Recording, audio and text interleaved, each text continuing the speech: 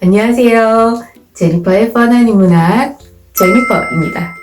오늘은 영화 쇼생크 탈출을 통해서 자유의 가치에 대해 생각해 보겠습니다. 시작에 앞서 아직까지 뻔한 인문학 구독자가 아닌 분께서는 구독 버튼 꾹 부탁드리겠습니다. 바로 시작할게요. 영화 쇼생크 탈출. 워낙 유명한 영화죠. 줄거리는 이미 여러분들께서 잘 아시리라 생각하고 자유라는 측면에서 영화에 나타난 두 부류의 인간상을 살펴보겠습니다. 첫 번째 부류의 인간상은 브룩스예요. 어느 날 갑자기 얌전하고 친절한 성격이었던 브룩스는 가석방 허가를 받고 동물을 위협할 정도로 돌변하게 돼요. 50년, 반세기 동안을 교도소에서만 지내왔던 브룩스는 이제서야 바깥 세상에 나가야 한다는 것에 오히려 극심한 두려움을 느끼게 되었고 가석방을 취소시키려고 감정적으로 저지른 일이었던 것입니다. 브룩스는 가석방자들이 지낼 숙소를 배정받고 식료품점에서 일하도록 직업도 받았어요. 그런데 아는 사람 하나도 없고 쓸쓸하고 또 자신을 탐탁치 않게 생각하는 그런 직장 사람들, 무엇보다도 본인이 제일 걱정했던 건 반세기, 그러니까 반백년 동안 너무나도 변해버린 사회에 적응하지 못하게 돼요. 공원에서 비둘기에게 먹이 주는 그런 정도밖에 할 게 없던 브루스는 매일같이 악몽에 시달리게 돼요. 식료품점에서 총기 강도 사건을 벌이면 쇼생크 교도소로 다시 돌아갈 수 있지 않을까 라는 생각도 해보지만 그런 짓을 하기에 현실적으로 자기가 너무 늙어버렸다는 사실도 깨닫게 됩니다. 결국 브룩스는 앤디와 동료들에게 나 같은 도둑 하나쯤 사라져버린다고 소란을 피우진 않겠지 라는 편지를 보낸 후에 자기 방의 천장벽에 브룩스가 여기 있었다 라고 새기고는 목을 매서 자살하게 됩니다. 다음 부류의 인간상은 누굴까요? 그렇습니다. 바로 앤디입니다. 그는 아내를 살해한 혐의로 억울하게 감옥에 갇히게 돼요. 영화에서는 그가 지향했던 자유의 가치에 대해서 두 가지 큰 에피소드를 보여줍니다.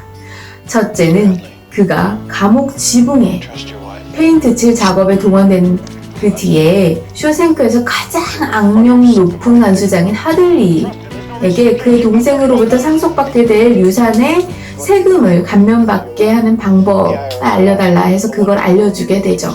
앤디는 그 대가로 죄수 동료들에게 잠깐의 자유시간과 맥주 3병씩을 요구하게 됩니다. 잠깐이나마 자유로운 시간과 넉넉한 음료를 맛본 동료들은 과연 어떤 느낌이었을까요?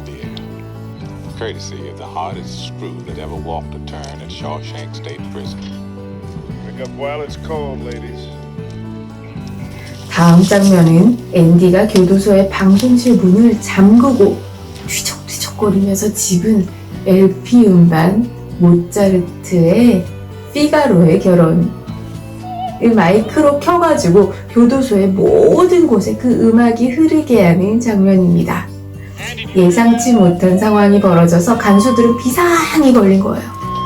근데 이태리어 가사를 이해하지 못할 그런 죄수들이 아름다운 아리아에 집중하면서 잠시나마 자유를 느끼게 되는 장면입니다.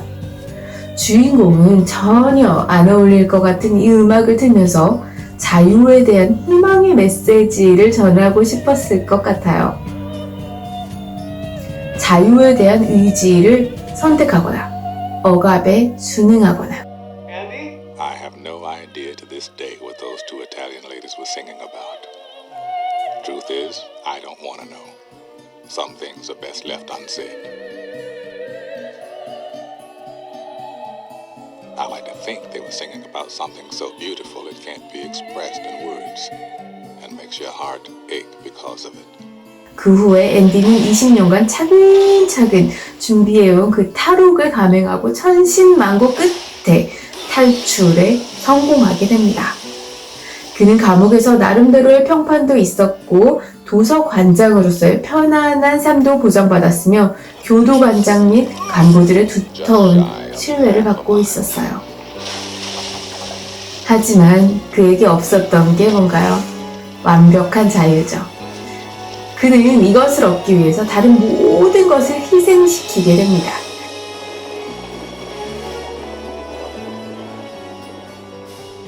Sorry to be losing your business. I hope you'll enjoy living abroad. 영화에서는 그가 억울하게 교도소에 갇혔던 것에 대한 보상으로 그가 탈출한 다음에 교도소장이 불법적으로 모은 비자금을 인출한 것으로 되어 있습니다. 하지만 그의 행적으로 미뤄봤을 때 그에게 그런 보상이 없었더라도 그는 탈옥을 감행했을 것으로 보여집니다. 왜? 왜냐? 그는 충분히 자유의 가치를 인식하고 있었기 때문입니다. 우리 모두는 자유는 좋은 것이라고 인식합니다. 그런데 종종 나의 자유로 인한 책임이 있거든요. 그 책임으로 인해서 괴로워하고 또 그 책임을 남에게 돌리고는 합니다. 이제 우리는 자유는 무서운 책임을 동반하고 있다는 개념을 알아야 합니다. 자유에 대한 개념이 가장 확실한 종교는 바로 기독교죠. 기독교의 신은 인간에게 창조주이며 조물주인 자신을 따를 것을 명령했습니다. 중요한 것은 기독교의 신이 인간에게 자유의지를 주었다는 사실입니다. 이제 신은 따를 것과 따르지 않을 것은 인간의 의지에 달려 있다고 이야기합니다. 신은 인간을 강요하지 않습니다. 인간의 자유와 의지는 이토록 위대한 것이기 때문입니다. 하지만 이 자유의지에는 무서운 책임이 동반되어 있는 것입니다. 기독교가 윤회설 같은 수면적인 세계관이 아닌 선형적인 세계관을 지니며 그 끝이 종말론 및 심판론으로 끝나는 이유가 바로 이 때문입니다. 그렇기 때문에 중세 이후에 기독교 세계관이 주류를 형성한 서구 사회에서는 이렇게 자유로 인해 주어진 책임이라는 압박을 인식하게 됐고 그 부담감을 극복하고자 하는 노력들이 있어 왔습니다. 문학 작품으로 이것을 표현해서 서구 문학의 백미라고 일컬어지는 작품이 있는데 뭐냐? 바로 도스토옙스키의 카라마조프가의 형제들입니다. 카라마조프가의 형제들에서도 대신문관 편으로 알려진 챕터가 바로 인간의 자유와 책임의 문제를 진지하게 다루고 있습니다. 도스토옙스키는 대신문관 편에서 허무론적 무신론자인 이반의 입을 빌려서 다음의 액자 구조의 이야기를 소설에 집어넣게 됩니다. 배경은 종교 재판이 한창이었던 시절인 16세기 스페인 세빌라 지역. 종교 재판관에 의해서 수천 명이 화형을 당하는 현장에 재림하신 예수가 나타난 것으로 시작이 됩니다. 여기서 대신문관은 당시에 화형을 집행했던 종교 재판관을 가리켜요. 대신문관은 예수를 재림한 예수임을 알아보았음에도 예수를 옥에 가두게 돼요. 그리고 왜 다시 나타나 우리를 방해하느냐의 논조를 가지고 예수를 신문하게 되죠. 대신문관이 어떤 이야기를 했을까요? 성경을 보면 예수께서 사역을 시작하시기 전에 사탄에게 3가지 시험을 받는 장면이 나옵니다. 첫째 시험은 돌을 변하여 떡이 되게 하라였죠. 이것은 인간에게 물질적인 필요를 채워달라는 요구입니다. 두 번째 시험은 성전 꼭대기에서 뛰어내려라는 요구입니다. 이 시험은 인간에게 신비, 그러니까 기적을 제공해라라는 요구로 해석될 수 있습니다.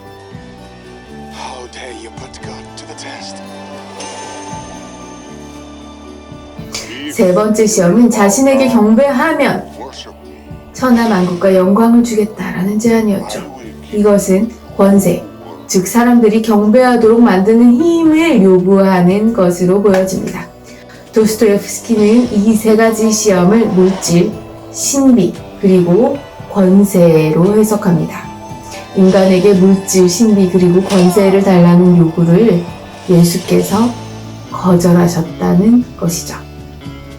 예수께서 이 요구를 거절한 이유는 인간에게 이런 것들을 제공했을 때 이런 것들의 지배하에 자유의지를 상실하게 되고 노예 상태에 빠지게 될 것을 우려했기 때문입니다. God and serve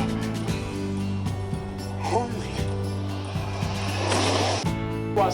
하지만 대신문관의 논리는 인간의 존재는 신이 생각하는 것처럼 위대하지 않다라는 것이죠. 인간은 자신들에게 주어진 자유를 향유할 능력이 부족하기 때문에 오히려 빵, 물질의 유혹, 기적, 신비를 요구하는 유혹, 그리고 권력에 귀속하려는 유혹에 빠질 수밖에 없고 이를 거부하기란 인간에게 너무나 고통스러운 것이란 것이 그 대신문관의 설명입니다. 한마디로 인간은 자유를 감당하기 어려워한다는 말입니다. 대신문관은 가톨릭 교회가 인간이 감당 못하는 자유를 회수하고자 지금 종교재판으로 수많은 사람들을 화형에 처하게 한다는 논리를 펼치는데요. 예수가 인간에게 부여한 자유를 회수하고 대신 물질, 기적, 그리고 권세를 제공한다는 말입니다. 여러분의 자유가 완전히 지켜지는 가운데 생존수단인 물질, 신비 및 권력을 여러분이 쟁취해서 얻기를 희망하시나요? 아니면 자유의 일부를 희생해버리고 물질, 신비 및 권력을 그냥 가지는 것을 원하시나요? 이 질문에 대한 대답은 의외로 쉽지 않을 수도 있어요. 자유가 소중하다는 것은 모두가 동의하실 거예요. 하지만 기아와 질병의 현장에서 자신의 자유를 지키기 위해 빵과 치료제를 포기하기는 쉽지 않아 보입니다. 결국 인간에게 자유의 문제는 좋지만은 않은 평생 짊어져야 하는 짐일 수도 있는 것입니다. 영화에서 브룩스는 이러한 자유를 버거워했고 결국은 자살을 택하게 되죠. 하지만 앤디는 오히려 이 자유를 얻기 위해 목숨을 걸게 되는 것입니다. Half a mile.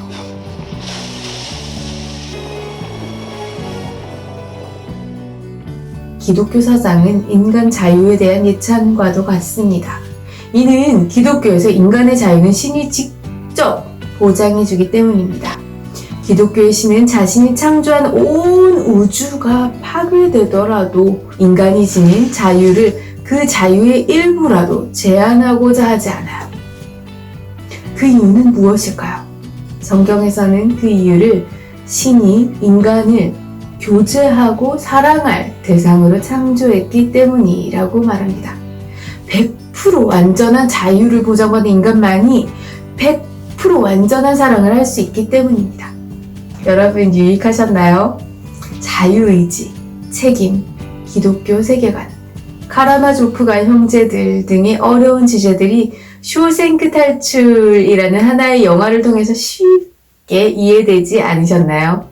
제니퍼의 펀한 인문학은 이와 같이 조금은 어려운 개념들도 영화를 보는 것과 같이 쉽고 재미있게 풀어드리고 여러분과 함께 생각의 깊이를 나누고자 합니다. 여러분 영상이 재미있거나 유익했다면 아래쪽에 있는 좋아요 그리고 구독 꼭 부탁드리겠습니다. 영상을 제작할 때 큰 힘이 됩니다. 다음에는 더 재미있고 유익한 영상으로 찾아뵙겠습니다. 여러분 안녕.